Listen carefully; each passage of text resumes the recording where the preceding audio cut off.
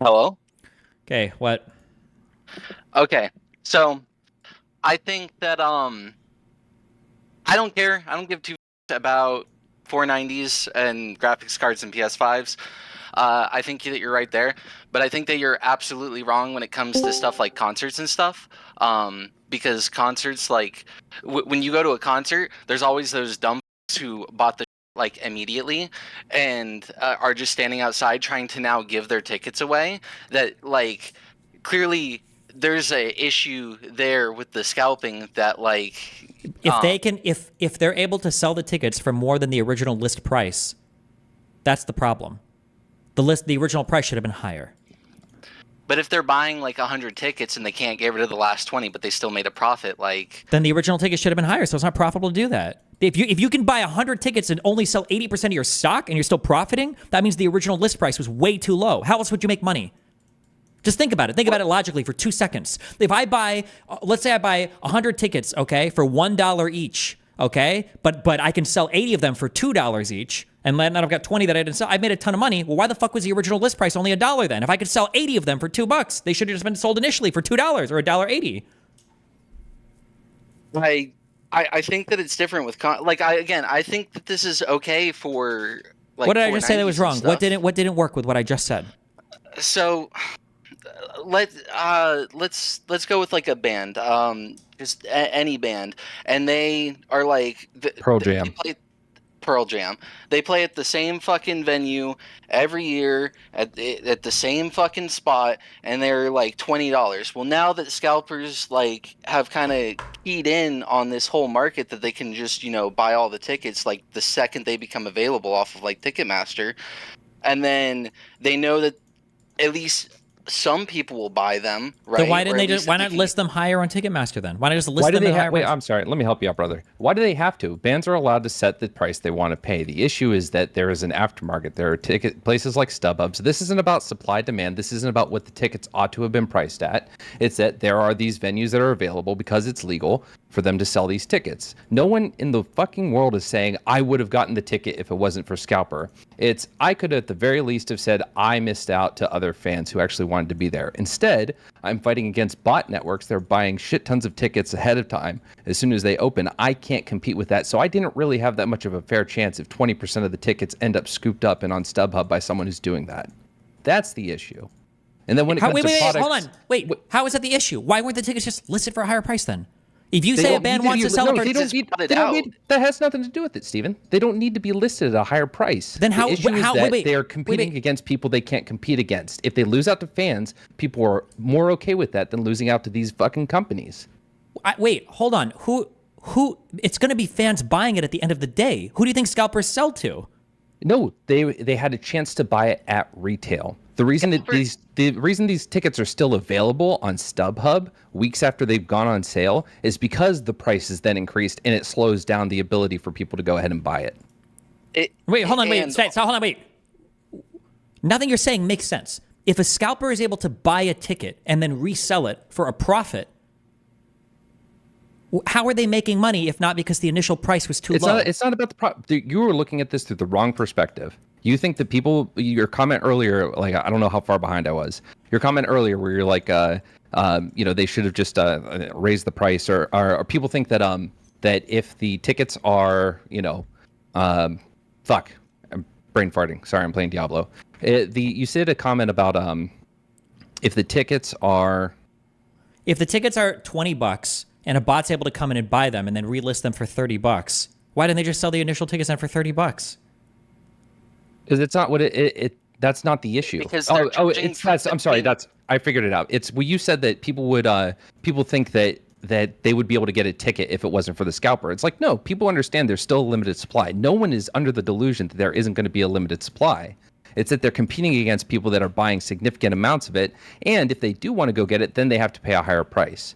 But the band's allowed Then to that's set just the price. That's just the price that they have to pay that. I mean, I'm sorry. Like, what do you mean? Like, That's not the issue. The issue is that they don't want to have to go pay. I paid $600 for my fucking Taylor Swift ticket. Okay, that was insane. I paid for it because I wanted to go see the concert. Yeah, that's all fine and good. And if I was paying it for someone who didn't have their ticket and saw that they could sell it for a little more, I don't have a problem with that either. But what I do have a problem with is that 20% of those tickets get scooped up by people that are able to do it at a rapid rate better than other people can. And you I think keep- depending on the venue, it's even more than 20%. You keep- like at local shows, you have like, a significant portion of the tickets that are now just being resold. So you have like 70% of a venue that's fucking empty because it just all got sold by scalpers, and people aren't going to go pay $50-$60 to see like a local band. And Wait, here's how what- is let's that? Stop. take a- Hold on. Wait. Stop. Hold on. I can only do one dog shit argument at a time. So aren't scalpers dog are shit. buying. No, they stop. are These dog aren't shit. dog They're bad shit. arguments. Yes. No, they're not. We have what is the different argument? perspectives. Your Hold on. perspective. No, wait. is You're that it's arguing. an No, stop. economic- You're arguing the perspective that a person wouldn't be mad losing it out because they didn't buy it because another They would fan be bought mad. it, as opposed to a scalper It's a different buying it. kind of mad. So, It's hold a on. different kind of I'm mad. I'm not speaking to why an individual might get mad. Then that's fine. People can get mad for whatever reason they want, and they won't get mad, I guess, if a fan buys it instead of a scalper. If you want to say that, that's fine. That has nothing to do with the central argument, which is that the ticket should have been listed higher if you want to prevent scalpers from selling tickets.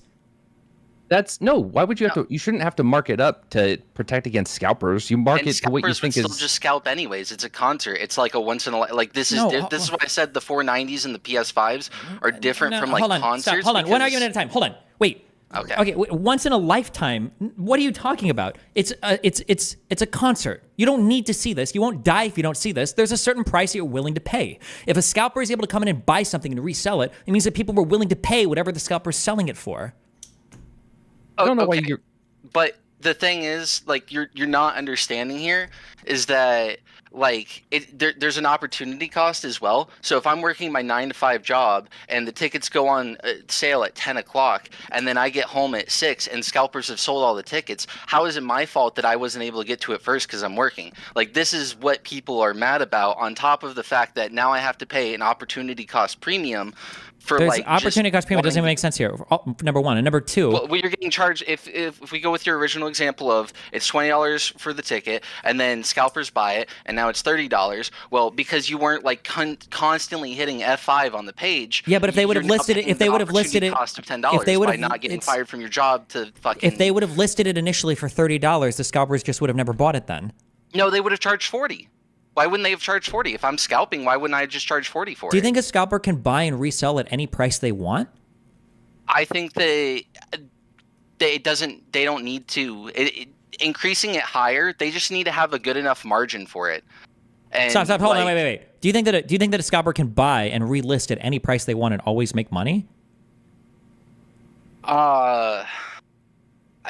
No. Oh, okay, never mind. I understand. Hold on, I see a lot of yes in chat. Okay, you guys are just fucking retarded. I don't know what else to say. Okay, there's nothing to say. If you think that there is an inelastic demand, if you think there's an inelastic demand on every single thing that a scalper sells, you guys are a consumer brain beyond fucking all belief. I don't know what to say. Yeah, Jesus Christ. How is this a yes or no question of they can sell it for any price they want? Do you not know how like margins work?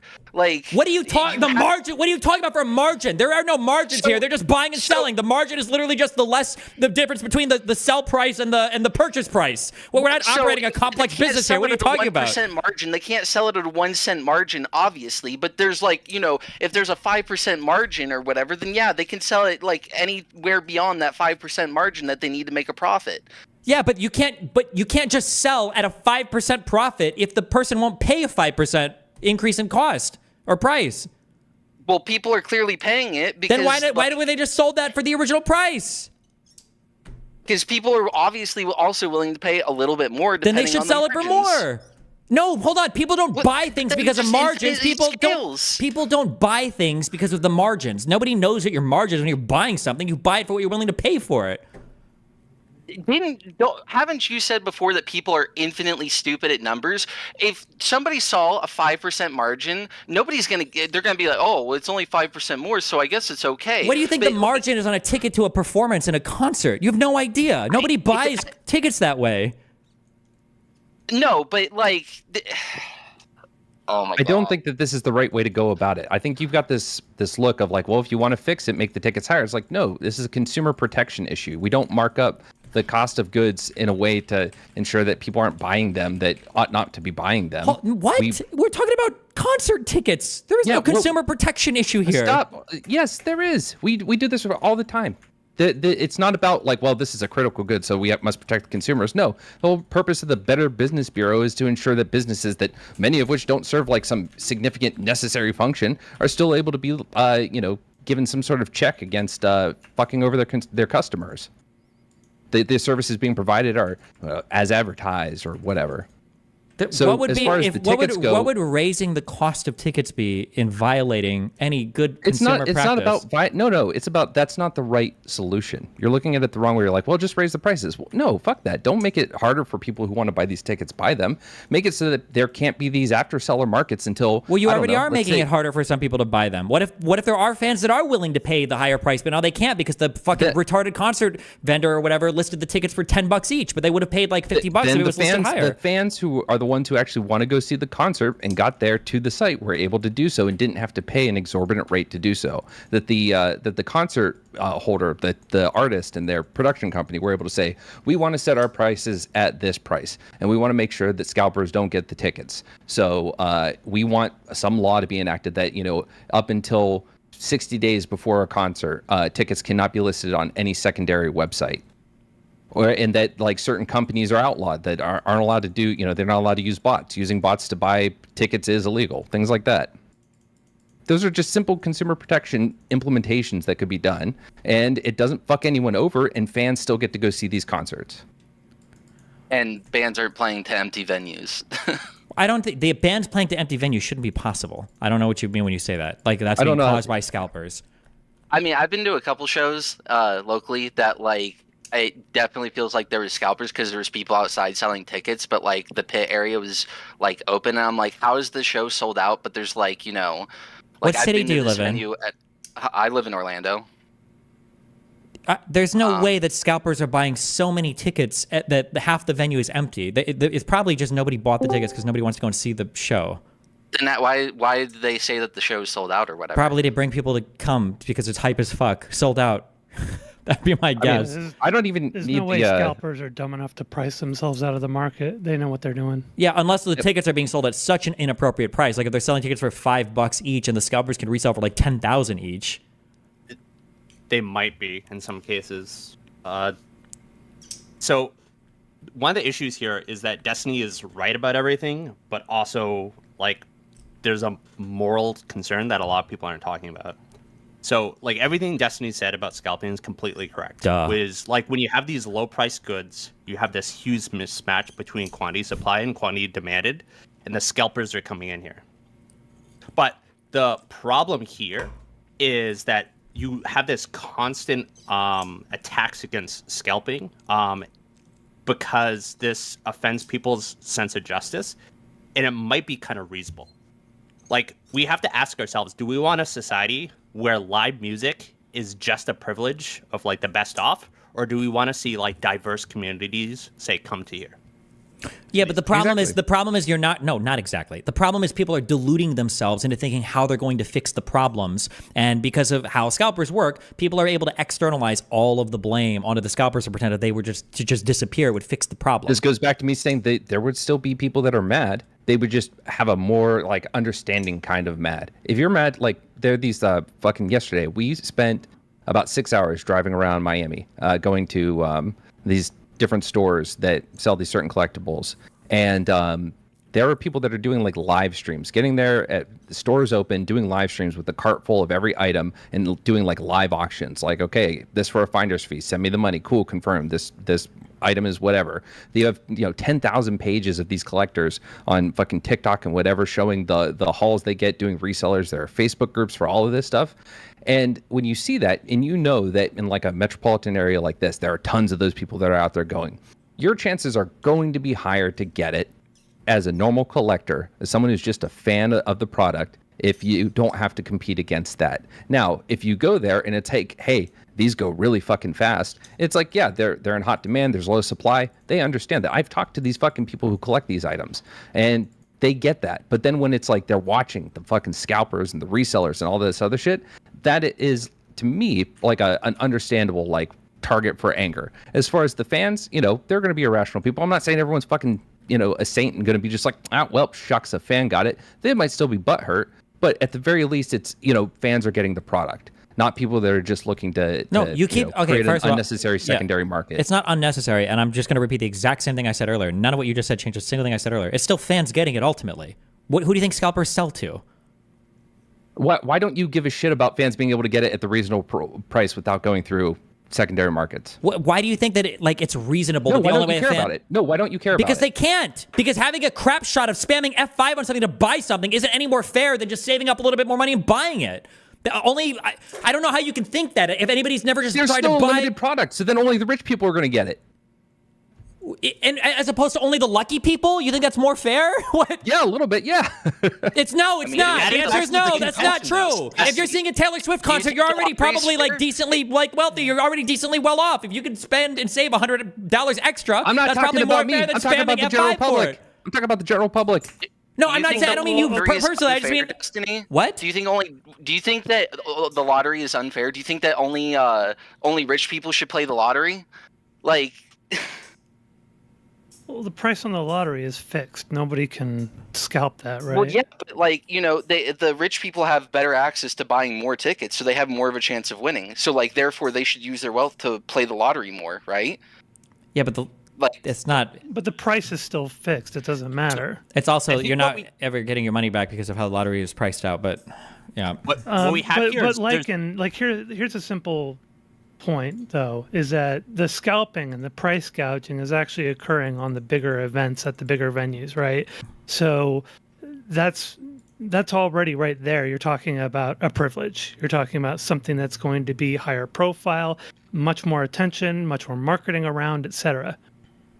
Right? Yeah, but when the tool tickets were $75 and then the tool tickets get marked up to $250 right away, like the day it launches, all I'm saying is, yeah, maybe there should be a little government intervention where it's like, okay, cool. The distributors of the tickets, the original distributors that the artists and the production company and the venue partner with, those people, the tickets have to stay on there. Buying with bots is illegal. All that stuff. You do that, boom. What? I'm sorry. What is the harm in that? What if Well, I you're know- somebody what if you're a huge fan and you decide that you want to save up an extra $50 for a ticket and now you can't because it's listed at some retard price and now there's probably even less of a chance of a person buying it and going because they originally listed tickets for like $20 and now it's like, oh well, fuck, well some retard bought it, you might forget about it. Like, Okay. Well, hold on. Well, I'm going to respond to that. Hold on. I'm going to respond to that because I've actually run into this problem because they do have restrictions on buying bulk tickets these days. And I've run into the problem of wanting to buy tickets for my friends so we can all go to the same event. And I can't do it because now they have those kinds of restrictions. And so you got to go and do the whole gaming the system kind of thing, right? And use like multiple IPs and, try and hit it from different browsers and stuff, right? In order to buy all the tickets at once for your friends who are going to chip into a pot, which complicates things and makes a mess for those of us who actually want to legitimately purchase those tickets for fans. Okay, then you can't. I don't know. I remember being told when I was a kid that scalping was illegal in Cleveland. bro, I am so sorry. My God, I made these jokes earlier about like entitlement. Over the months, I've made jokes about entitlement. Like these things, I'm so sorry. You guys, why is a rich person more entitled to consumer goods? Yeah, motherfucker. That it's money. Yeah, it's in a consumerist society where you're buying consumer goods. It's rich people that get most of the shit. That's how it works. No shit, Sherlock. We're not talking about medicine. We're not talking about your home. We're not talking about fucking food. We're talking about fucking Taylor Swift concert tickets. You retarded bastard fuck. No shit, the richer people get more shit. What, are you fucking retarded? What the fuck is the point of money? No shit, Sherlock. Holy shit.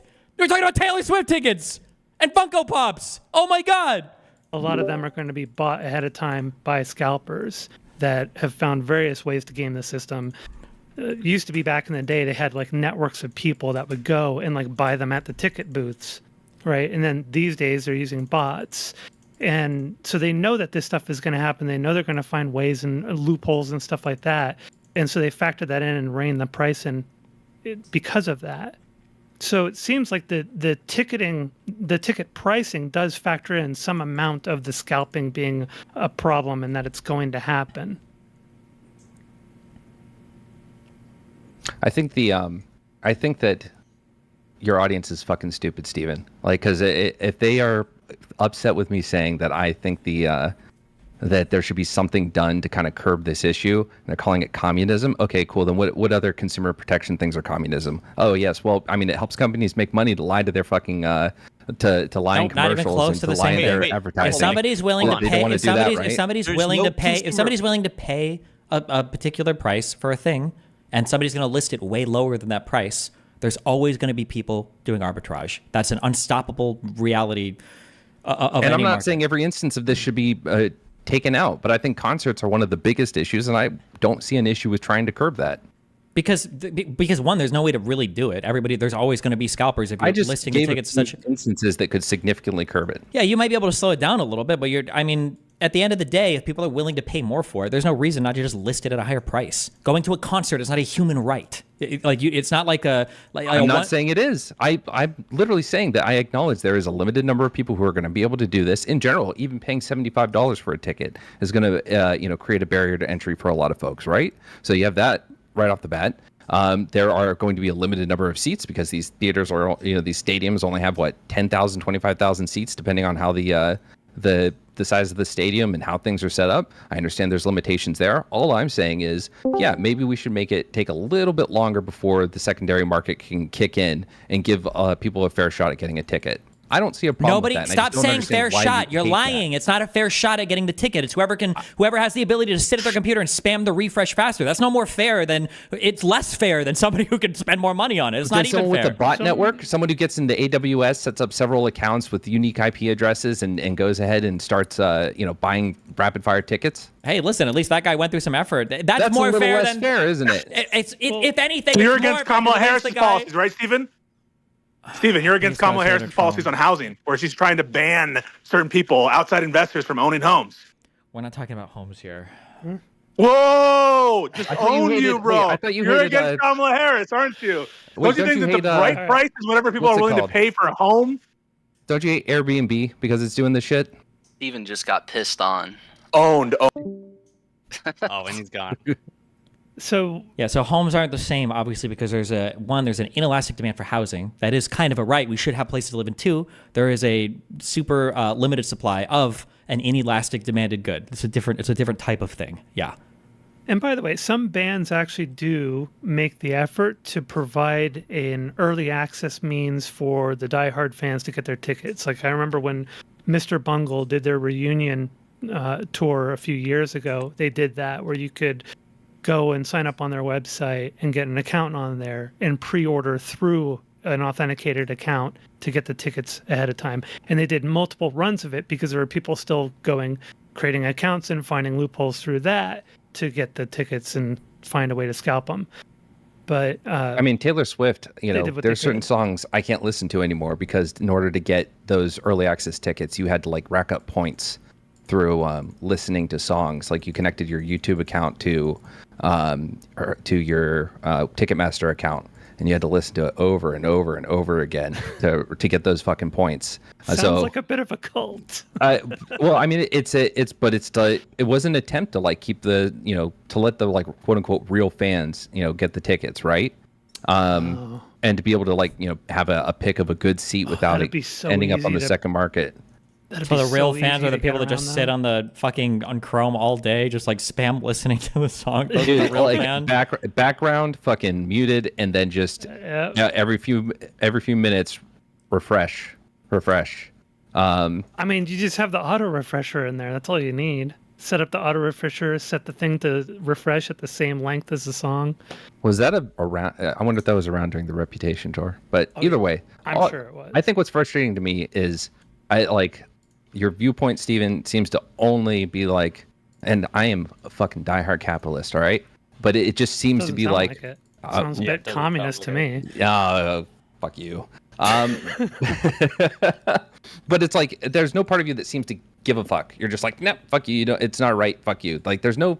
Because you it's don't not seem a to right. care about the It's super. consumer. I don't. In this case, No one's saying that it's a around. right. Hold on. Around highly elastic, purely fucking consumerist goods. No, this is just entitlement. The idea that you have a right to buy some incredibly limited supply thing at some artificially low price is just the most crybaby okay, entitled all behavior right. I've ever heard in my I'm entire not life. It's saying insane that, to me. I'm not saying that anyone has a right to buy it. Yes, I'm you saying are. That I have I'm saying I have a right to try to buy it and not compete with certain things that are unfairly advantaged. Okay, that's bot fine. buying. You're saying what's unfair for you might be more fair for somebody else. Like an ordinary guy that's working a 9 to 5 who has like a real job, for him, it might be easier for him to save an extra $50 for a ticket than for him to sit at home all day long spamming F5 on a website, praying to God that he can be the first one to refresh the page because he's got a normal job to work, right? So what's fair to one person might not be fair to another. And you're just arbitrarily saying that, like, well, the guy that can spam the refresh on the page, that's way more fair than a guy who might just work like a couple hours extra and be able to just afford like a higher price ticket. It was a fucking annoying, obnoxious thing. I was just bringing that up as an example of something that was done to try to curb the issue. I didn't say that's the fucking way. Jesus.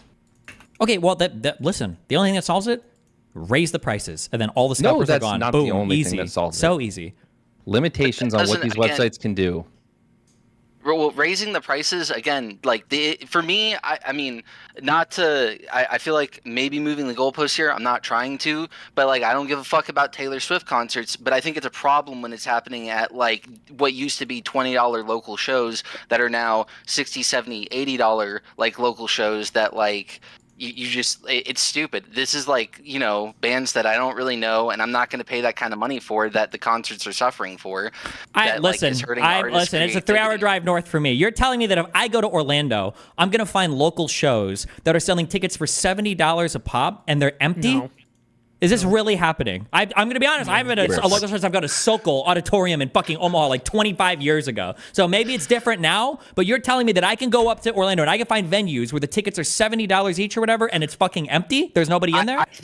I think so I saw Alisana at a venue like last year, and I think the tickets were like $50 a pop or $60 a pop, and like it was like me and 3 other guys in the pit, and it was like, oh yeah, like the venue was empty.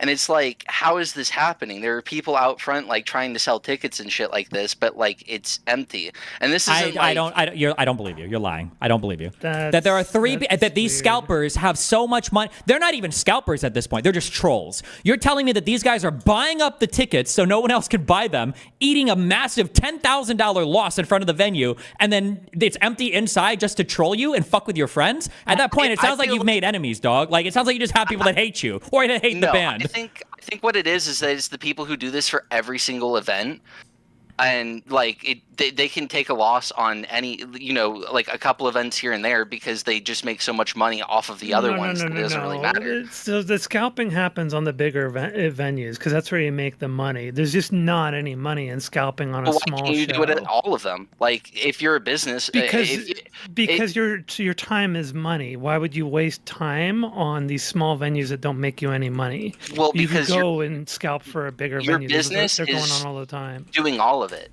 Like you're not just like you can, if you have bots set up, then you don't need to like sit there and hit F5 and buy 100 tickets. No, you can just have it set up to buy all of the events at these venues. So first of all, then you wouldn't be making any money. The small venues aren't using all the ticketing sites. The small venues, oftentimes, you're buying the tickets locally there, or they're using sometimes some of these smaller ticketing sites. But it's not the same thing. Like the scalping, the real issue with scalping is with the big venues because that's where people will pay for it. People won't pay for it for the small venues. That stuff is you know, little local gigs, right? So that stuff is what people pay $10, $15, $25 for. And they're not going to blow $50, $60, $70 for it, and scalpers know that, and that'd be a huge waste of their time and money to do that. So I don't know, maybe that was a weird one-off experience or something, but I've never experienced that, and I do live music all the time, so I don't know, maybe you live in a bubble kind of environment where that kind of thing happens. I would say that example is the extreme, but I have felt like that overall, like, shows have been emptier and emptier, like, just in a general sense. You should talk to the venue owners or whoever manages it. Like, ask, it's not scalping. 0% chance. You wouldn't make any money doing it. These people would be out of business. Who would scalp at a loss constantly? Like, that's like the worst criminal ever. I one question. The guy that bought all those supplies at the start of the pandemic, and they confiscated that entire storage unit full of shit. Do you have a problem with that, Steven? Yeah, I sure do. Okay. All right. Do you think that hoarding necessities during pandemics is the same thing as somebody relisting Taylor Swift or PS5s? They bought them up to resell them. They were, yes, there's this called price gouging, and I think there are federal crimes against that. Yes, as they I know. should be. Are you okay? Yes, that's what I I'm am saying. okay You're with that. Yes, yes. Relisting vital, inelastic goods during pandemics or other catastrophes, I think is a bad thing. Yes, I don't think it's comparable to PS5s and Taylor Swift tickets and. I'm Funko not saying Pops. it's comparable. Okay. I'm just saying you're not consistently applying your principle on reselling. Especially when you have consistent messaging from news stations and the government saying that you need these things or should have these things, the masks and the hand sanitizer, which are the two things that guy was hoarding.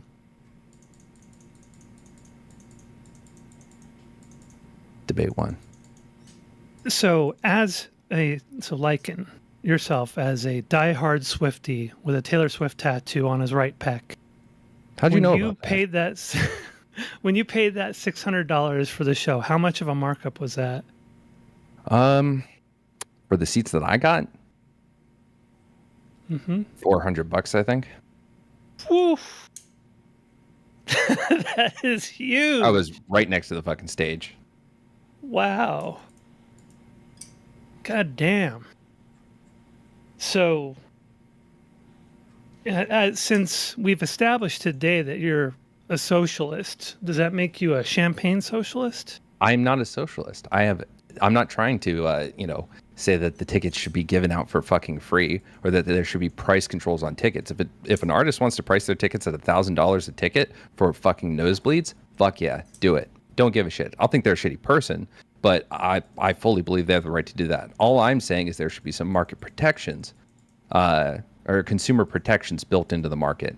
And I'm not even saying that people shouldn't be able to resell. I just think that they should. There should be some limits, and people who want to buy it at retail should get a fair shot to do so. And I'm not even saying like someone dipshit in chat said, fucking. Please specify when you say fair shot, you mean whoever has the fastest computer and internet connection and lowest latency. Yes, I do think that is a fairer shot.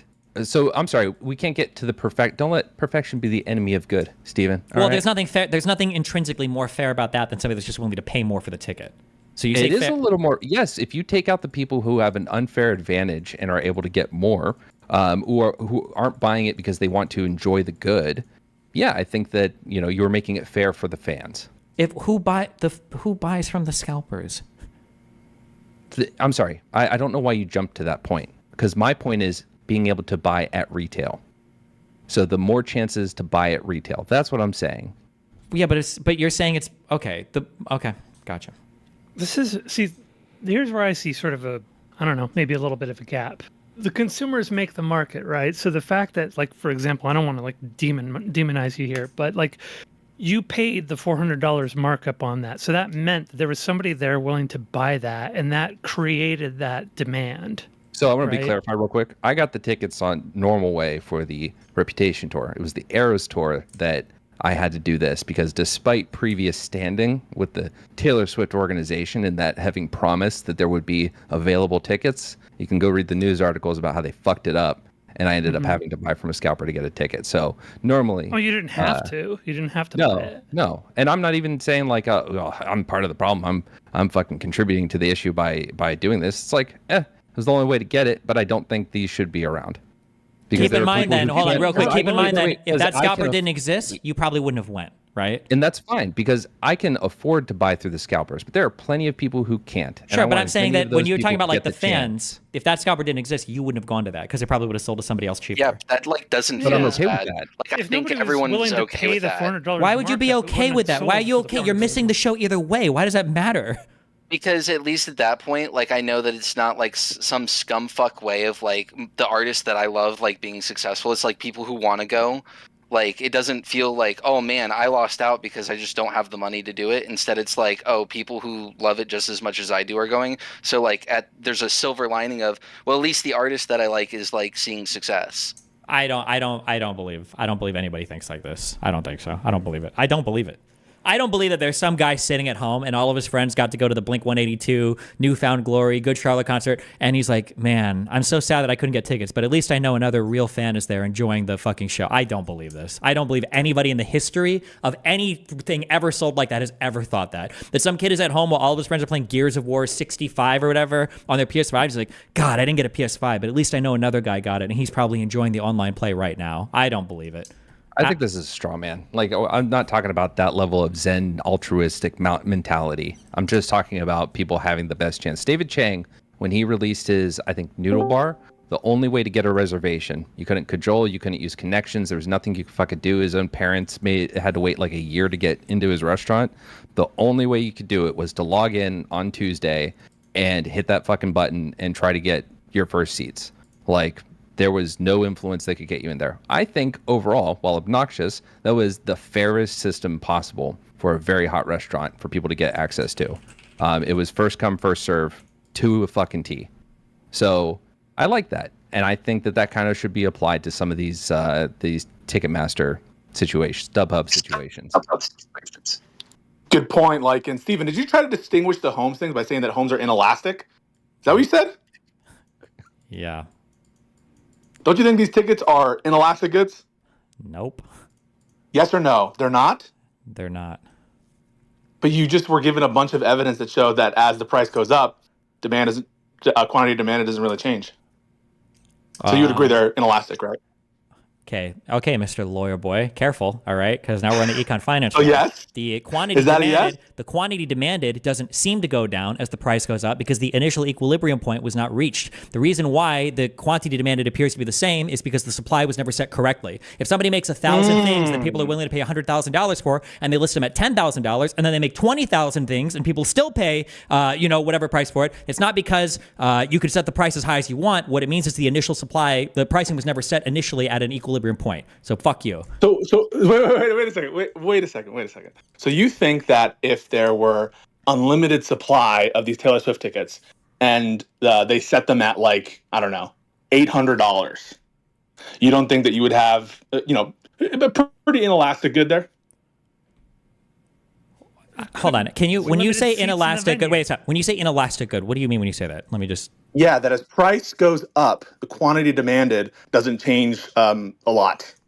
No, the quantity demanded would absolutely change. I don't think concert tickets are an inelastic good. No. So if you increase the price to a certain level, people are going to stop paying for it. Of course. Really? You sure about that? Yes. I have a question for you. Hold on. Let him finish writing down this. Yeah, wait. The answer is obviously you sure yes. about that? If you sell Taylor Swift tickets for $1 million each, you're only going to sell like 2, or maybe actually for Taylor Swift. Do you think that insulin an inelastic good?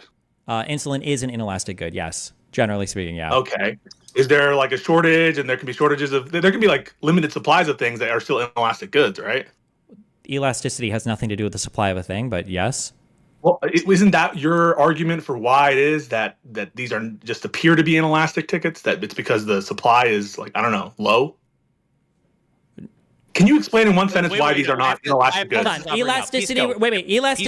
Hold on. Elasticity refers to how much you would expect the quantity demanded of a particular thing to change along a given price curve. If the price increases, but the demand is still relatively the same through a price increase, now at some point you're going to hit a cliff and people just can't afford it. But if the price is not very responsive, or if the demand is not very responsive to an increase in price, you would say that is an inelastically demanded good, right? For tickets, the reason why it appears to be inelastic is because there is a pricing error and an actual market equilibrium hasn't been reached because the price is set artificially low. That means that you can increase the price more and more until you would hit whatever your actual supply constraints are, where your market equilibrium would be, and you won't see any trade-off in terms of sales. That's why scalpers what would I exist. need to do to show that tickets are inelastic goods? What would I need to do to demonstrate that? Pull up the clip of him saying that poor people are dog shit with money. True. He if it's true. I know that bothers you, but that's true. But it makes you feel better. Middle class people are even worse with money. To go to the concert. Yeah. So what would you have to show? I don't know. You would have to show that you can set the price it's hard because there's such a limited supply of these tickets. It's hard. Okay. All right. Pisco. No. All right. Let me begin. Pisco. Here's the killer example. If Taylor Swift said she was doing a free concert, open invitation to anyone that wanted to show up, what do you think that crowd would look like? A free concert? Yeah. Free concert. I assume there would be a lot million of people. Yeah. That's me answering your question. But if you did a concert where tickets were $5,000 each, it probably wouldn't be 3 million people. Okay, but I could say that about any good. Like if insulin were free, if there was a giving away event of insulin, how many people do you think would show up there? More than how many people are buying it, right? Not that. Do you think I would go to a free insulin event? Would you go to a Free Insulin event? Do you have diabetes? You might go to a free insulin event. Oh my god. Wait. Are cigarettes inelastic goods? No, cigarettes seem to be quite elastic. You think that? You really think that? Aren't seem to cigarettes respond- like they one of seem the to prime examples of inelastic goods? Fairly No. inelastic, but keep in mind, No. Hold on, no, there's wait. no such thing. Wait, stop! No! It seems to be the case that when you tax the fuck out of certain things, even sugar, it seems to be that impacts the demand of that particular thing. So no, cigarettes don't seem to be an inelastic. I'm not saying that inelasticity, like just because a good is inelastic doesn't mean that quantity demanded won't go down at all. It's just that it's a different, it's like a smaller amount than you would expect. Sure. There's going to be, there's a range cigarettes for are it. inelastic goods and ticket sales are inelastic goods. Okay. So you guys can engage. I'm not getting trolled by Pisco. Go ahead. I'm not trolling. All right. And back to the housing example. I mean, this is it's a luxury to own a home. All right. It's absolutely a luxury. You could just rent. Isn't that your advice? Just rent? Only if you're black or Hispanic. Listen, because what you should be saying is, yeah, I'm okay with private foreign investment, foreign direct investment or whatever it is, buying up all these homes because that's whatever, and you don't need to buy a house. You could just rent. Yes. As long Isn't as, that the right if answer? There's enough Chinese you should be FDI, against correct. Kamala Harris's policies. I am. Don't meme your way out of this. I'm not. You know you're in a box the thing right that now. I You're in hate a the box. most about Kamala Harris is ever since I found out she's not black, I can't call her the N-word anymore on stream. I'm fully not supporting her anymore. I'm not. Oh my God. Okay. Where were we? I don't know. I think you're aggressive to the opposition in a way that doesn't make sense to me. Like, Yeah, because it's they're clear a aggressive different- against- Well, hold on. Okay. Let me explain. I think it's a You're different perspective. Like, you are looking at it from what you believe is an economic perspective. I am looking at it from a consumer perspective. No, you're not. And I am. No, you're not. Because in ways, what How you're am I saying not? is anti-consumer. What? I'm sorry. Are you How? a consumer of Taylor Swift? Rabid. Yes. So you benefited as a consumer from a scalper. Yes?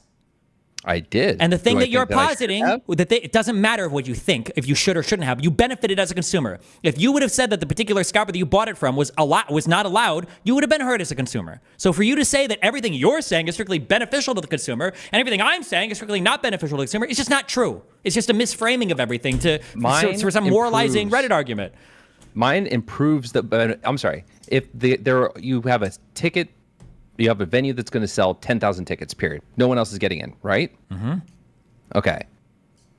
If my solution is to ensure that the maximum number of people can buy as many seats as possible for the retail rate, how does mine not benefit more consumers? Because that's what I see as the biggest goal, is ensuring that people get to buy the tickets at the listed rate.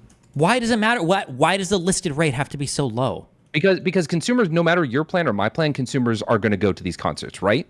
So that's the baseline. Everyone's getting to go to the fucking show. Then why sell it for anything? Why not just have it for free? Why not just open every single venue for free? That's a thought terminating. Well, how is it thought terminating? Wait, why not just make it free so that you're guaranteed that everybody's in there? No?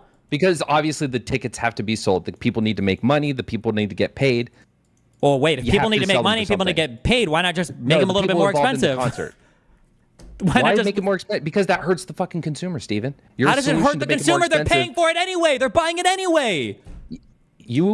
Why? Okay, I'm sorry. If I could save, I could have not put that $400 extra into my ticket. That would have been great. And there are people that are in worse circumstances that would like to go see these fucking shows. And your view of just, well, it doesn't matter. Concerts are a luxury, so it should be paid whatever. I'm more in agreement with you there when it comes to fucking DoorDash. Like, pay the fucking people what they need to be paid to can run your groceries and make it a luxury thing that only certain people can fucking afford to do. I'm fine with that. But when it comes to the concerts, I am saying that I want the maximum number of people to be able to buy at retail. Baseline is that consumers are getting these products either way, whether it's through fucking Ticketmaster or StubHub. They are getting this either way. So the response of like taking away StubHub hurts the consumer. No, it doesn't, because they would still be able to get their tickets through this. There's a limited number that's going to be purchased. Sure, that's fine. This is called communism, and it doesn't work in the real world. It's It not has never worked. communism. It is communism. Yes, it's communism. I'm It is saying they can communism. set their fucking It is price. There's a communism. limit. It is communism. Well, You're literally talking about a command economy. You're talking about taking a scarce good, setting it at an arbitrarily low price, and pretending that it's going to be available to I'm all not of saying- society. Steven, in my solution, they could still set the price at $1,000 fucking dollars. They can still make their VIP tickets $3,000. You want the price set so makes it low that incoherent. there's still going to be the ability for scalpers to profit, but you're going to try to find a way to make scalpers not profit because you want to make it available to to everybody, and by everybody you mean just the people that are lucky enough to happen to luck into the tickets. There's no way to do this. This is an unsolvable problem. It can't be solved. Concerts are a luxury good. There's only a limited amount of space, and you can only perform so many times. That's it. Not every single person in all of society will have access to concerts. I'm sorry, they just won't. Just the same way that not every single person in society will have access to super yachts, to fucking plastic surgery, to fucking... How is that Auto Blow analogous to anything 7000s. I'm saying? It's exactly what I'm saying. It's exactly what you're crazy? saying. Not everybody will have access to every single luxury good in society. It's not possible. It's not possible to make that happen. That's fine. Wait, I'm sorry. Again, I'll go back to they can set the ticket price at any price they want. Ticketmaster can do it. They can charge their exorbitant fees all they fucking want. If Ticketmaster wants to start, pumping it up to $300 per fucking ticket just for the pleasure of buying through their website, fine. I think that's a little insane, but it's their right to do it. Fucking, so then how are you trying to benefit consumers specifically if you're saying because you these don't care artists how high the aren't price doing is? that. Because these artists aren't trying to mark their shit up that fucking high. These artists aren't benefiting from the StubHub sales in that because their ticket already got bought. They're not getting more money because that ticket went for 300% markup. Why? Yeah. Wait, you're telling me wait, hold on. Artists don't get paid more based on how much money they sell via StubHub or whatever? No. If someone buys the ticket from Ticketmaster, the artist gets that ticket price there. No, hold on. If Ticketmaster sells a ticket for $10 or $1,000, the artist gets the same amount of money? No. That's not what I said. I said when bought through Ticketmaster, the artist gets the price of that ticket. When that ticket then gets put on StubHub at a 300% markup, the artist gets none of that. Oh, well then why not just sell it higher on Ticketmaster then? So the artist gets more money. Is already saying, I don't want to sell it for that price. Okay, then sell it for whatever and then let the secondary market deal with it. You don't have a right to tell people what they ultimately buy a thing for, what they ultimately value a thing at? That has nothing to... I don't understand how you're connecting from what I'm saying to going to that, except just to fight me. If I buy a ticket on Ticketmaster for $200 and everyone around me is like, man, I would have paid $10,000 for that ticket. Do I have a right to resell that ticket, or is that immoral for me to do that? I think that if you as an individual are doing that, fine. Look, there are tiered approaches to this. Let's take out the box. Wait, so you're okay with so you're okay with people that are scalping, just not the bot scalpers? I'm saying that if you're going to throw things at me like that, I'll say, cool, fine. Let's get rid of the bots. You okay with that? I don't. So if someone's allowed to buy 4 tickets max, right, and they can do it, and all the people do it, but we find that is a marked 20% reduction in numbers of tickets that end up on the scalping websites. I'd see that as a valuable improvement. So I say we make it illegal to use the bots. Are you okay with that? Wait, what's the difference, or what's the point? Because I just said that it made it 20% less tickets end up on StubHub, which means 20% more consumers got to buy at market value. Okay, hold on. Okay Would you be okay if there was one person with a bot that bought 1,000 tickets versus 1,000 scalpers that bought tickets to scalp? Are you more okay with the second scenario than the first scenario? Yeah, that's assuming that there's going to be some... but let's assume there was. Would you be okay with the second scenario? Well, no, answer my question first. What? No, I don't think there should be any... I think they should be set higher initially. I don't think any kind of restriction like this No, that's not an answer to my question. I don't think bot networks should be banned. No. It's the markets are always going to... There's no way to even get ahead of that shit. It's a waste of resources to even try to get ahead of that shit. Yeah, and you run into the same problem I brought up earlier, right? Yeah, secondary markets. Let them sort themselves out. But would you be okay with 1,000 scalpers versus one scalper scalping 1,000 tickets? Would you be more okay with 1,000 scalpers versus the one scalper scalping 1,000 tickets? Your question assumes that what I just set up, like there's going to be some balancing where now, because the bots are gone, a bunch more people are going to start buying that way. I mean, wouldn't that make sense? Not necessarily. We'd have to see it play out. So we start by banning the bot networks. We take some notes in the hypothetical I put together. I said there was a 20% reduction in numbers of tickets that end up on StubHub. So maybe it goes that route. Maybe we get to a point where it's like, there's really nothing we can do about it. So we took out the bots. We did make it at least harder. Greater barrier to entry to fuck the consumer over. I mean, I'll bite the bullet if Lycan doesn't want to. I think it is better if it's done on a much smaller scale than a larger scale. And then from the artist's perspective, I think the audience experience and their accessibility to the tickets matters to a lot of artists. And so having someone else being involved in whether or not their audience can have access to their tickets would be something that would bother a lot of artists. That's great, but scalping has nothing to do with any of that. The access is the exact same. You're not making more access by banning scalpers. There's still just as many the access. No, the access is different. It's talked about tiers. So there's certain people at certain tiers that wouldn't be able to afford tickets. So if it raises the price on tickets that I didn't actually set a price for, then it basically prices out a certain level of audience that then they're priced out. Then they can't go.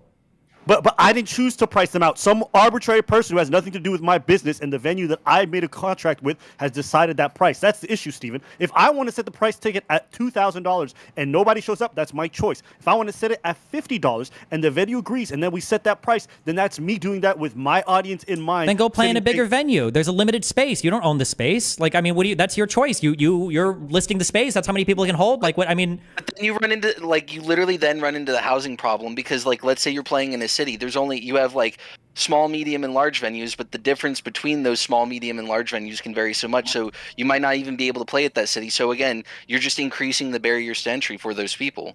No, but the scalping is affecting the large venues, the large events, the large draws. I mean, it's right? affecting the ones that are every going to event, sell out though. anyway. It's not just affecting the large ones; it's affecting it at every level. Yeah, he's right. No, It's also a thing for even small venues. If the show's in demand, doesn't matter whether it's a small or large venue, the scalpers will be the present. ones that are selling out, that are guaranteed to sell out, those are the ones that are mostly affected by the scalping, right? So that's going to be the real issue there, which is typically going to be the bigger events. It's not usually going to be your small local shows. That's not right. People generally choose events with the idea of trying to sell out, and they generally choose even smaller events with the idea that they're going to be able to sell out. Normally, they'll choose a smaller event. They'll run multiple shows over the course of 2-3 days to guarantee that they're going to have at least multiple shows selling out, rather than choosing one big venue where they're at half capacity. So I even don't know. small When venues I'm sell out going to regularly. when I'm going to local metal shows in San Jose and stuff, I am not seeing people scalping for those shows. Maybe they're just not that high in demand, but it's not because it's at a small venue that it's not in high demand. That's just. Well, none of us. Hold on. You guys aren't disagreeing. Nobody disagrees here. If they're going to sell out, then you're going to try to scalp it. Whether at a big, large, medium, or small venue, it's the ones that are selling out are the ones where you can make the most money. Yeah. Yes. Yeah. So the ones that sell out, but just so I can better understand, who do you feel like this process benefits when they say they're using secondary sellers like scalpers and stuff like that? Who does this benefit? People that are willing to spend more money to buy the tickets. Okay, and who does it disadvantage, if anybody? Anybody who would have gotten lucky enough to buy the ticket at the lower price initially. Okay, do you also acknowledge that it may price out an audience that I think would be able to have access at the lower price but not the higher price? I guess. But they're already priced out. I mean, you can try to artificially bring them in, but they're already basically priced out. Right. So for me, it's also a PR hit, for example. So let's say I want to make my events affordable and accessible to people, and I set a certain price point with the idea that, listen, if you get them first, you can have them. As long as everyone just makes the same effort, whatever it is, then to me, that's much more of a positive PR spin for the artists themselves than if somebody comes in as a secondary scalper and then marks up the price. Why not, at that point, why not just do a lottery for tickets then for fans? Like literally have write in a letter about your favorite fucking song, and then you'll mail out tickets to 100 of the best submissions or some bullshit. Was that a good faith reply to what I just said? It was better faith than what you're saying, which is the spam F5 is the fair way to distribute tickets among poor people, pretending that poor people have some human right guarantee to attend a fucking concert. Yes, it was a much better. And not only that, mine is economically sound, and it's even better, more sound for the actual band themselves. Why not just sell the tickets at the price that they'd go for it? Now you eliminate the entire scalper problem completely, number one. Number two, you make more money, the venue makes more money, the roadies and everybody that's working with you makes more money. And three, you've got more fan engagement, so at least the people that are getting the tickets are the ones that actually took the time to actually write in a fucking letter and get something. Yeah, that's a better faith reply than just saying, oh, they should list it at $5, and whoever spams F5 is the one that actually deserves the ticket. So yes, it was a good faith reply. How is it more economically sound? That doesn't make any sense. It's economically sound because if somebody's willing, I'm explaining it. No, wait, you don't need to give an example. I can just tell you what it means. You don't need an example. It's more economically sound because if you're listing something way below what the market is willing to bear for it, then somebody's going to take advantage of that difference. It's more economically sound to sell at your equilibrium point. I disagree. I think that economic sense, I mean, maybe in this specific example, but that doesn't take account for the entire economy. Just to be clear, you disagree with that market equilibrium is a real thing? Is that what we're disagreeing with right now? No, I think that if you charge, again, you already said that scalpers are rent-seeking behavior. So, ultimately, if you're spending an extra $400 on a ticket, wouldn't it make more economic sense to have that $400 be spent at a restaurant, be spent on Uber Eats or something that actually is, going into the overall economy? It doesn't make more economic sense. Why would your money going into the tickets? Why would your money going into the ticket? Because you're going to spend that money elsewhere. You're not going to, if you have $400 that's not going to a scalper, you're going to spend it elsewhere in your life. Yes, you're doing a bastardized version of the broken windows fallacy, okay? It's not working here. You could just sell the ticket, the original ticket, for more money, and your money is going towards the venue and the artists and all the people working there. What do you mean? Wait, just to be clear, When secondary sellers sell it, do you think that artists always get more money? No, the artists are probably losing a lot of money, would be my guess. Right. So the scalpers are the only ones who really benefit. Well, and then the people who weren't able to get the tickets and now they can afford, or they can't afford and they were able to get a secondary ticket. But generally speaking, the artist does not benefit financially from the fact that the scalpers are overselling their tickets. No, they're hurting from that. Right. Okay. But they're hurting because they're not setting their prices high enough. They should just set their prices higher. The scalpers are winning because of bad pricing initially. Okay. Let me ask you a different question. Do you think there's a PR nightmare involved, or do you think there's any kind of bad PR involved in overpricing the ticket? I don't know if there would be or not. I don't know. Try it. See what happens. I mean, there might be a little bit, but... So you don't think artists really rely on relatability and for a lot of them, at least in their core message, things that appeal to the everyday person? You don't think that them pricing out a lot of people who would otherwise be able to afford a reasonably level ticket wouldn't be hurt by the PR? I mean, if they're I can assure you that my brand and I can assure you that my brand and a lot of we other got an people's example right would here. be really hurt by the fact that I was charging $600. I'm sure I could, and a certain caliber of people would be able to afford those, but a lot of people wouldn't, and that would hurt me. So not only is the secondary sale not going to me, the artist or the venue, the people who made the contractual agreement, but also I'm hurt from this from a PR standpoint because I'm made to look either unreasonable or these people are being taken advantage of, or they don't have the experience that I promised to a lot of my audience because of the fact that they're overcharging like crazy. So it's really bad for the artist economy, and I also think, well, I'll just go there. Yeah, then I think that people need to be more honest in society and stop selling people lies. I think that'd be good. If I was to do a live event and only 50 people could come, those tickets would be priced really fucking high. And if somebody complained, I would say, hey, listen, there's only a limited number of spots available. Of course, I'm going to sell them for as much as I can go for, period. If you're trying to sell them for $10 each and you're like, well, I want to keep it relatable. No, it's not relatable. You're lying. You're lying to your audience at that point. They can't afford it. They're priced out. That's a luxury good that they can't afford. That's it. And no amount of lies or rainbows or princesses and saying like, well, I think that everybody should. No, you can't. There's a limited number of space. You're a high demand service or good or whatever you're purchasing when it comes to a concert. Like, that's it. They should be honest about it. Like, you should be honest about it. Yeah, there's probably bad PR, but the bad PR is because people are telling lies to their audience that like it's just scalpers that make tickets expensive. No, it's not. It's a really popular artist that a lot of people want to see, and there's limited space in the venue. Well, I think the problem that I see here is that there's sort of this. I think there's people convincing themselves that there's an expectation that they should be able to go to these popular events that are being preyed upon by scalpers.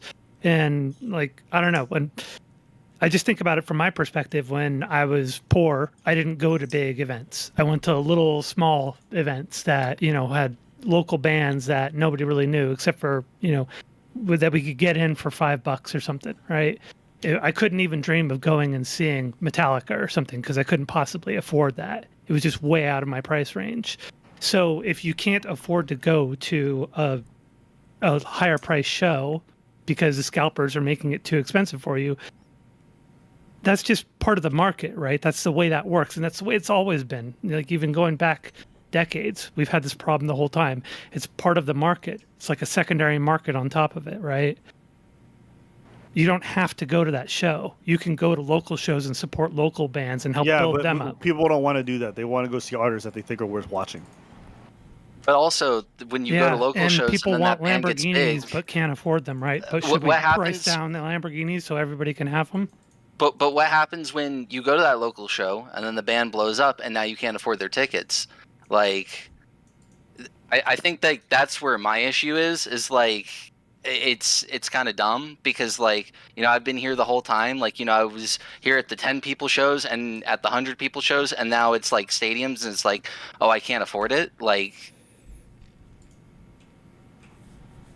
not that I'm more deserving of a ticket, but just like, I think that's what Ab was talking about when he's like, when you want to maintain that audience, that would make you part of the core audience, but now they're getting priced out. Like, well, but don't you want to maintain that vibe? In a way, like, isn't that what made the art? If you get bigger and you get to the point where you're selling out shows and suddenly you become a target for building onto a market that you don't have control over, you're not going to be able to do that. You're not going to be able to control what happens with your audience. You've broken beyond those bounds, right? You admit that, right? Yeah, but the problem is like there's also just like there's no like happy middle ground to just have it kind of be, if we ban botting, like it would be actually available to like at least have some portion of that core audience. Because I'm not saying that everyone who's a part of that core audience needs to go, but like you're not even getting like a fraction of that core audience that like made the vibes, you know, successful for the artist in the first place. Well, how do you ban botting without running into the very problem that I mentioned earlier, where I was trying to buy a batch of tickets for my friends so we could all go to the same show together? Well, I think there's a difference between buying 4 tickets and 100 tickets or 1,000 tickets. Well, they were restricting us to buying, I think at the time it was 2 tickets per person. And I was trying to buy for a grand total, I think, of 8 of us or something around that. And I was having to go and jump through hoops to make that happen. And and that was just based on their IP restrictions. So I was effectively having to do the botting type of strategy to get those tickets for my friends. If they go and try to come up with more clever means of banning botting, that prevents me from even getting that together. And it's very difficult to organize people for an event like that and get it all together so everybody can show up to it. And that was an event with like assigned seating and everything. So we wanted everybody to be together for that show. So these things, if you start implementing these things, they have a way of down the road screwing over people who are not actually trying to take advantage and fuck people over and make money off of it, but of actually, you know, like screwing over the people who are the actual fans and going there to see the show. All right. Another question. Would you guys be against it if people developed ways to stop scalpers? And let's say, for example, requiring the ID and whatever thing to be, let's say at the time of buying a ticket, I had to provide an ID and some form of identification, and that upon entering the venue, I'd have to provide the exact same ID in order to be able to get in. Would you guys be against something like that? If this is a means by which they can make sure whoever buys a ticket at purchase is the exact same person who bought it, who showed up with it upon arrival. Still kind of screws you over for the bulk purchasing for friends, though. Sure, I mean, it requires some more level of coordination, but that's not my question. People can make the effort if they want to. The question is, would you guys be against those kinds of things that would stop scalpers if the artist and the venue got together to make that happen? And whatever the artist and venue want to do to manage their own business, it's up to them, right? But people constantly going and blaming everything on scalpers, like, oh my God, they screwed me out of a ticket and everything. It just seems like a waste of energy. Like, well, what's the point? Come on, that's part of the market. Do you actually need to go to that concert if you couldn't afford it? Why not support your small local band that doesn't have the name recognition? Because they're not emotionally attached to the local band. Nobody gives a fuck about the local band's music because they don't play that every day when they're home, when they're going through things. They're playing stuff that they've been hearing for a long time that really spoke to them.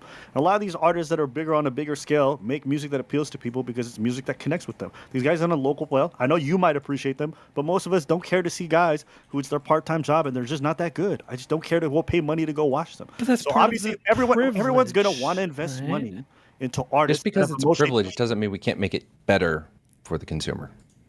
Yeah. Because ultimately it's dog shit for the consumer right now. Well, Well, it depends on the consumer, right? Well, no one's saying that. Again, I feel like we're now going in circles. No one is saying that everyone is going to get it. No one is. I just don't see the same like consumer who thinks the straw man of the consumer that thinks that like it was just because of the scalpers that I didn't get a ticket. I don't think that the majority of people are thinking that. I think that they see that as one of the biggest problems because so many fucking tickets end up there. Like the Ticketmaster site is sold out the fucking day the tickets go live, and then after that, weird. The only way to get these is fucking StubHub, and there are tons of tickets there from every fucking section. Gee, I wonder where the fucking issue is. I mean, it's a market that exists because people pay into it. So as long as there's people who are willing to pay into it and pay that extra marked up price, that market's going to exist. If the venues want to work on strategies to mitigate that or rein it in a bit, then by all means, whatever they want to do.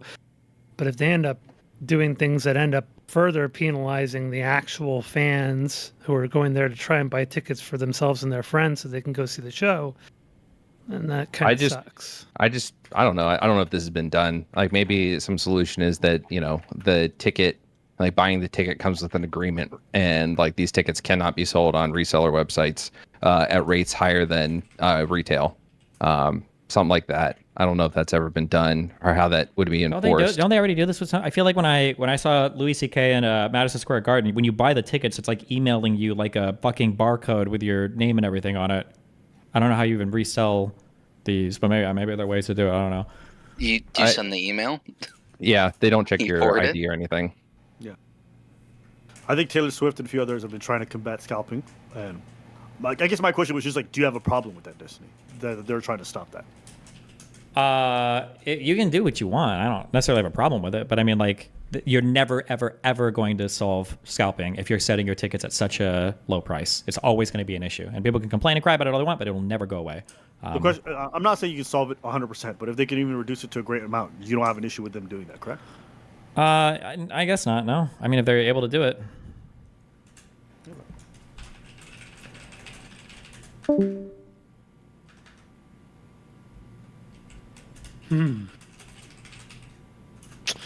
Did we fight about this before? It comes up every now and then. It's one of my anti-consumer takes. You can trigger my audience on. I can weed out the commies. So, Are you? Because it seems like a lot of your audience agreed with you. what do you mean?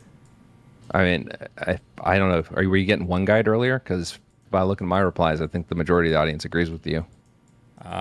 Pretty sure it's like if the majority agrees with me, it's like 51%. My guess right now is that it's probably 50-50 or 40-60 in one way or the other. Can we get a poll on that?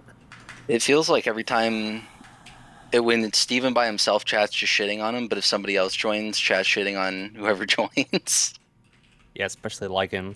I mean, like I was getting shit on, and then Abba came in and said the same thing I did. The tone shifted in chat real quick. He's got the bonus to charisma rolls. He's got that buddy of the year buff. What was the fight between you and Pisco about housing? He trolls. He just likes to come in and troll me sometimes.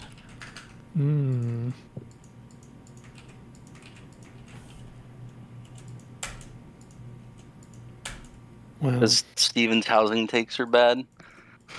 I think you've got a slightly more extreme leaning on the opposed to owning houses kind of take, but I see an issue with the way it's sort of propagandized. I think home ownership makes sense for certain people, but it's propagandized as like the ultimate thing that everybody should achieve, right? And that's a problem.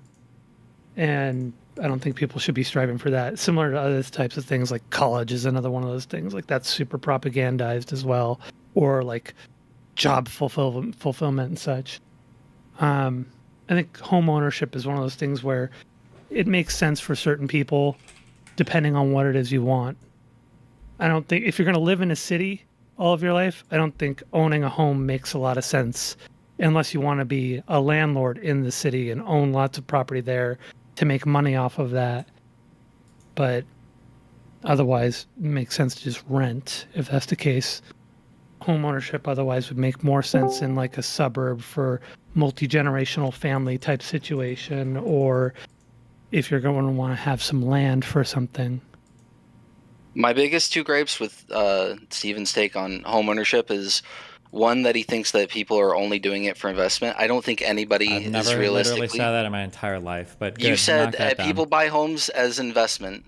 I said that Americans' primary wealth building tool is their house, which is stupid, and that people view homes oftentimes as an investment, and it's one of the big reasons why people give over renting, because I say renting is like setting your money on fire. So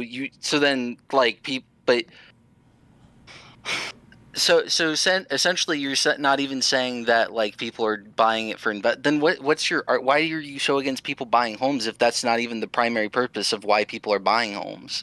The fact that the culture fetishizes owning a home is like the ultimate form of success, and that a home should be seen primarily as a very good investment, and that's like a major motivating reason for buying it, are the things that I'm opposed to.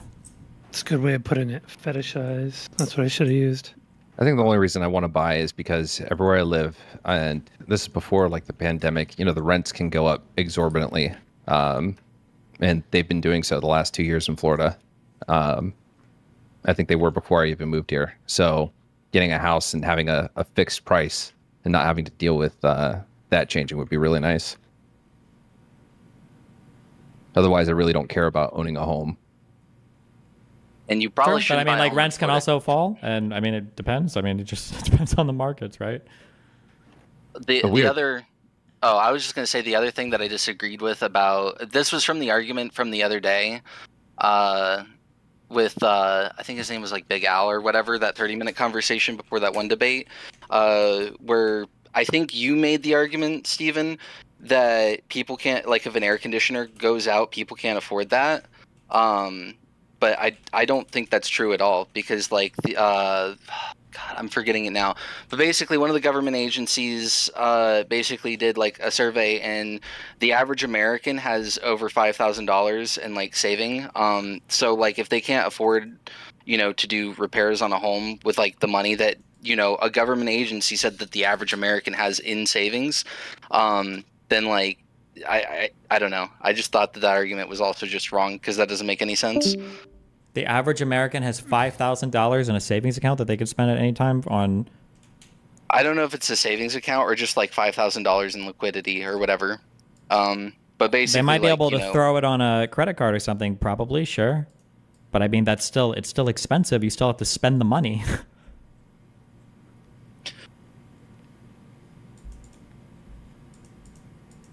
Home ownership has a lot of things to factor in with it.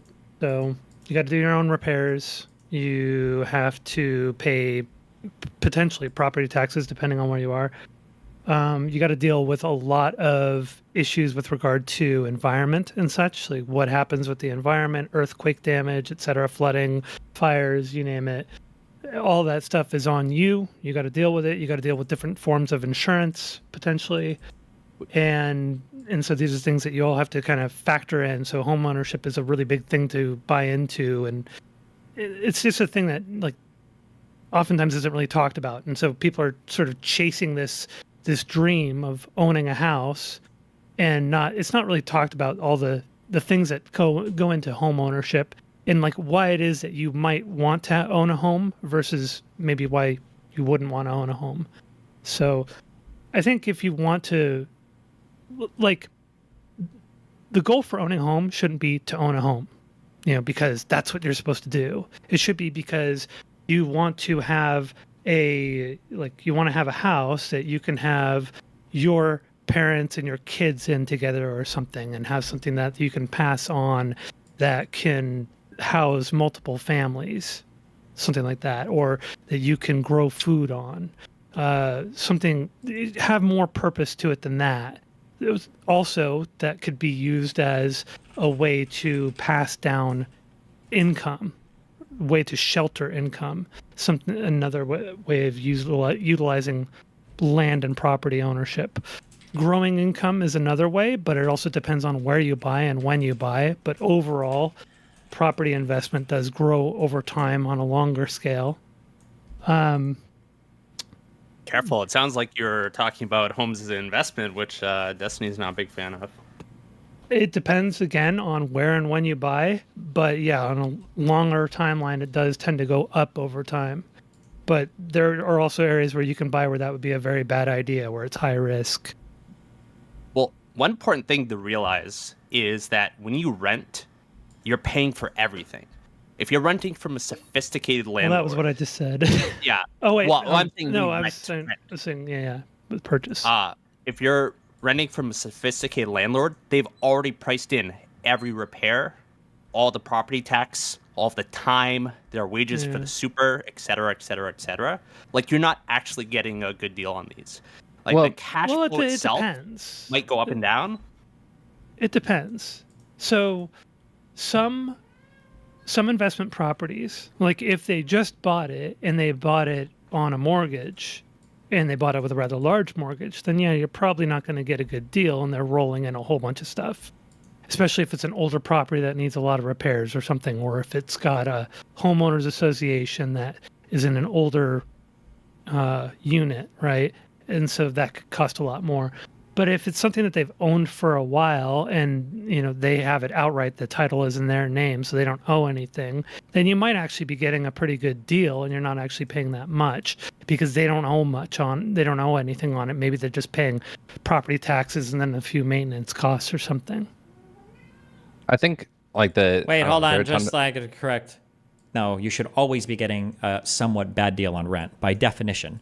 If the person that's owning the property, if they're renting to you, that means they're making money on it. You're paying a premium to smooth out the cost of living in a place. That's the whole point of paying rent, is you have the ability to leave and you don't have to deal with large spikes in cost. And in order to average that out, it's like insurance. You're paying a premium on that. So you should never be getting a quote unquote good deal on rent. You're paying a premium the same way that you would be for insurance. Just like you're never getting a good deal on insurance, right? exactly. Yeah. Like Well, I think the difference is like how much are you paying? Are you paying a high rent for the area, or is it a comparable, or is it low rent? You should be paying, so I don't know, whatever at the end of the day, it probably averages out to whatever the profit margins are in whatever industry, probably like 10%. You're paying some slightly higher fee to have a place that you can easily leave and you don't have to pay large spikes in costs from in order to have I would have paid about 500 to 1,000 more for a comparable 3-bedroom apartment when I had a house.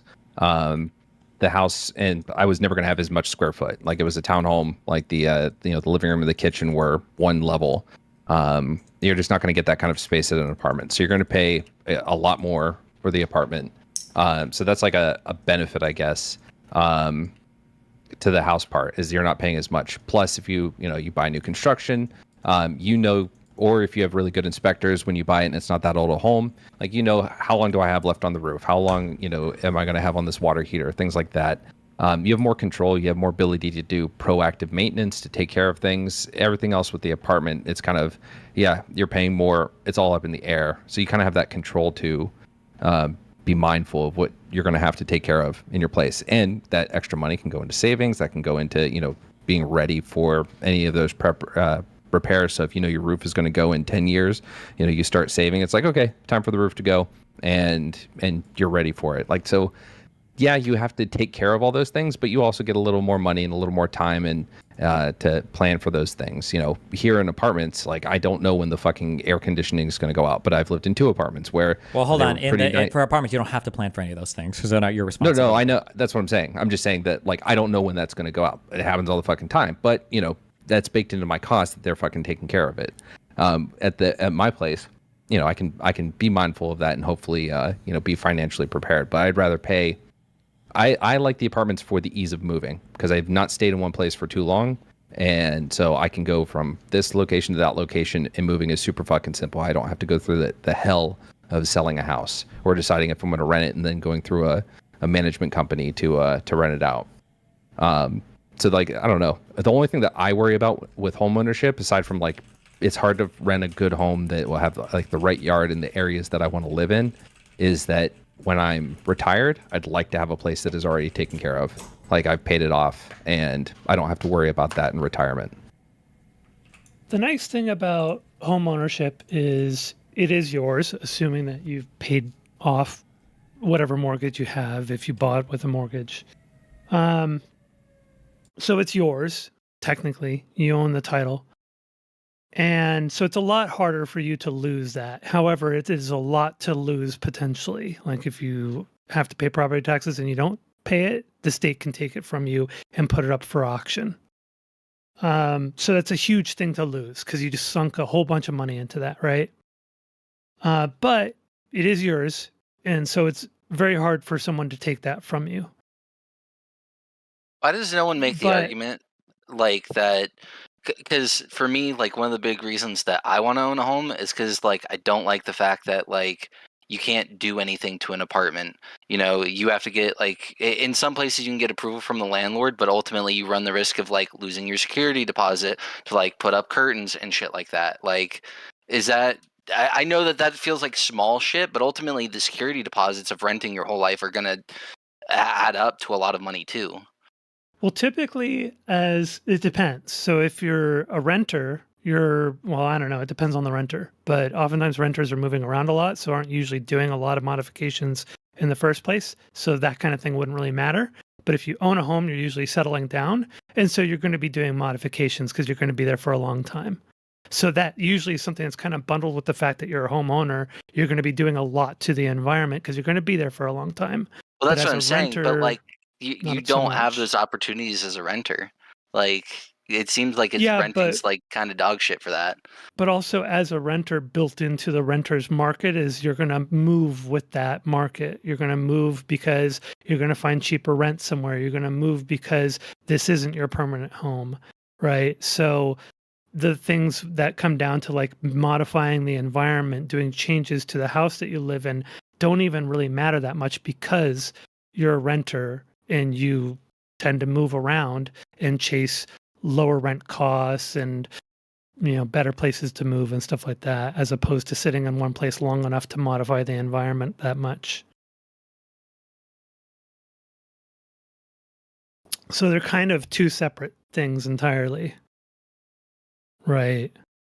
One is more of a, living in one place for a very long time type of thing. And one is slightly more of a, moves around a lot. And so therefore isn't going to be doing that kind of thing much anyway. Steven, do you have a cat now? Yeah, he hangs out here sometimes. Oh. Okay, are we good on this topic? Oh, GSU Gambit. Oh boy. No, sounds good. Yeah, I think I'm good. What? Why are you saying, oh boy, man? What happened? I don't know. What's up? No, I just had a small question because I actually don't know I'm how gonna drop off. Good seeing you though, Gambit. Be careful. Take Hey, your Zoe. honey kitty for me. Bye. Yeah, and this won't be long. I just don't know your take on this. I was listening to your conversation with Sam Harris, and at the beginning, he was like pressing you on why do you talk to certain people or just something of that sort. And you were like kind of, explain yourself like you do all the time on that. I was expecting you to like. Hold on. I'm so sorry. Did you hear that? No, wait, what? I'm sorry. It must be something in my fucking microphone. My bad. Okay, you said I was talking to Sam Harris. Yeah, so he was kind of asking, why do you talk to people that he sees as despicable or whatever?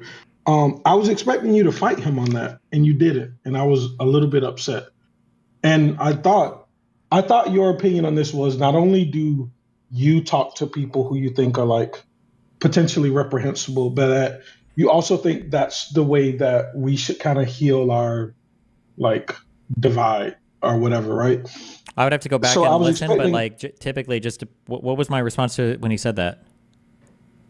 No, you explain yourself, but I was more interested. I was like, oh my God, this is going to be a hot topic because I know Destiny is going to push back and be like, no, you should start doing this too. And like people like Brett Weinstein or whoever that he's not arguing with, like I thought you were going to push him to say, wait, why aren't you more like me?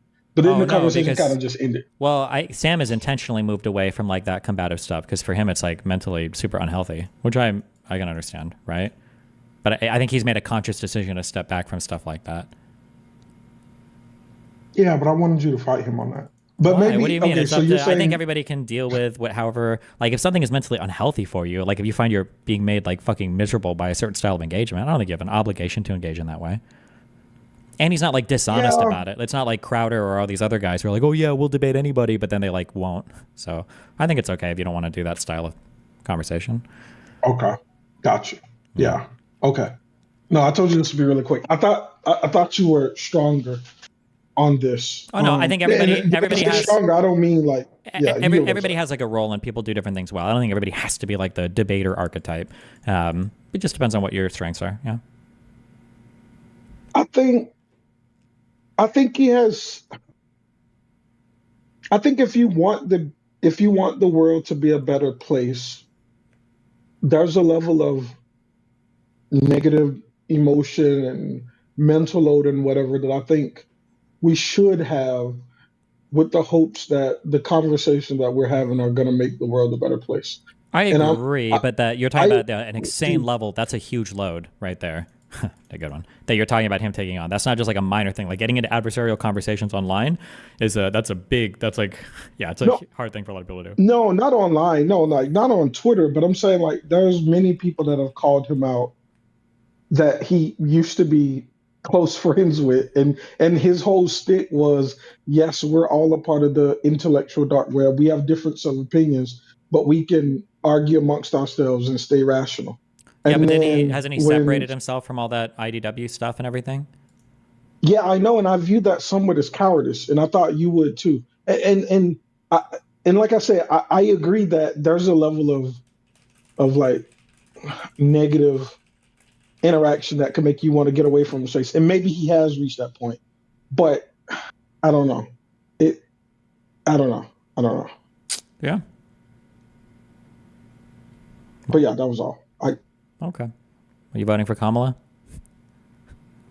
I think the best path forward is for Kamala to win the presidency and then the Senate to be owned by Republicans, so there's no legislation that's passed. Wow. Okay.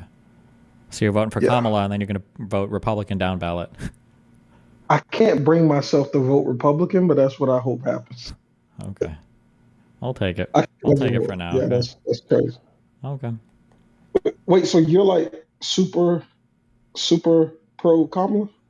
Or you're just super pro non-Republican party? Non-Republican party right now, yeah. Yeah, okay. Yeah, that's where I'm at too. Same. Yeah.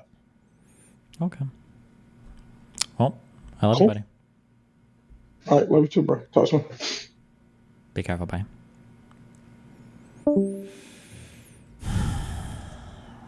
The other anti-consumerist takes we've got.